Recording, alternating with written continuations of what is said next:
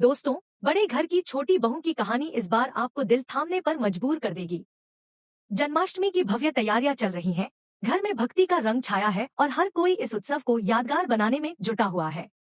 लेकिन क्या आपको पता है कि इस बार की पूजा केवल श्रद्धा और भक्ति की नहीं, बल्कि इज्जत, सच्चाई और साजिश की भी परीक्षा लेने वाली है। अहाना अपनी जेठानियों चारू, राधा और मीना के साथ मिलकर मंदिर को फूलों, रंगोली और दियों से सजा रही है।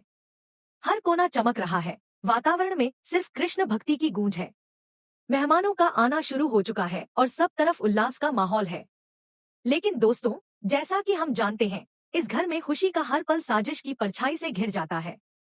छोटी चाची और पिशिमोनी ठाकुर ने अपनी चाल चल दी है।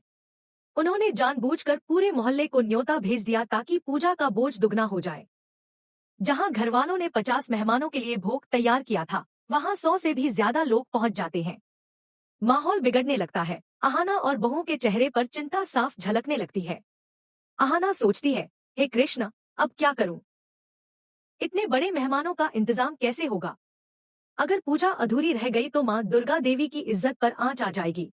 तभी चारू उसे हिम्मत देती है, डर मत अहाना, हम सब मिलकर कोई रास्ता जरूर निकालेंगे। लेकिन दोस्तों, असली तूफान तो अभी बाकी था। चारू की नजर अचानक साहूकारनी गिरवी ताई पर पड़ती है। वही औरत जिसके पास अहाना अपने खानदानी कंगन गिरवी रखकर 500 रुपए ले चुकी थी।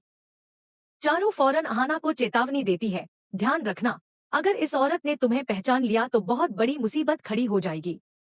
लेकिन अहाना अपनी जिम्मेदारी से पीछे हटने वाली नहीं थी। वो ठान चुकी थी, माँ की इज्जत पर कोई दाग नहीं आने दूंगी, चाहे मुझे अपनी सारी जमा पूंजी क्यों ना लगानी पड़े। और सचमुच, अहाना ने भोग का इंतजाम कर लिया। प्रसाद की सुगंध से पूरा आंगन महक उठा। मेहमान तृप्त होकर घर लौटे और सबने तारीफों के पुल बांध दिए। यह देखकर दुर्गा देवी की आंखें खुशी से छलक उठती हैं। वो अहाना और बहू को गले लगाकर कहती हैं, कितने सालों बाद हमारी पूजा इतनी भव्य हुई है।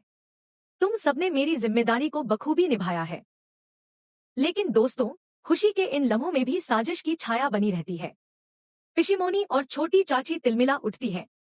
उनकी सारी योजना नाकाम हो चुकी थी। पर असली खतरा तब पैदा होता है जब साहूकारनी अहाना की पहचान कर लेती है। उसकी तेज नजरें अहाना के हाथों पर जाती हैं और वो तुरंत समझ जाती है, ये वही लड़की है जिसने मेरे पास कंगन गिरवी रखे थे। वो अभी चुप रहती है, लेकिन पलटू दादा को भनक लग जाती है। पलटू दादा, जो हमेशा अहाना को नीचा दिखाने की ताक में रहता है, साहूकारनी से गुपचुप बात करता है और सच जान लेता है। फिर वो मौके का फायदा उठाकर सब घरवालों को इकट्ठा करता है। दृश्य की कल्पना कीजिए दोस्तों, पूरा परिवार इकट्ठा है, दुर्गा देवी की नजरों में गर्व है। और तभी पलटू दादा गरज उठता है, माँ, आपकी लाडली बहू अहाना ने आपकी खानदानी कंगन गिरवी रख दिए हैं, सिर्फ 500 रुपए के लिए। साहूकारनी भी पुष्टि कर देती है। घर में सन्नाटा छा जाता है। दुर्गा देवी की आंखों में आग भर जाती है। वो अहाना से पूछती है, क्या यह सच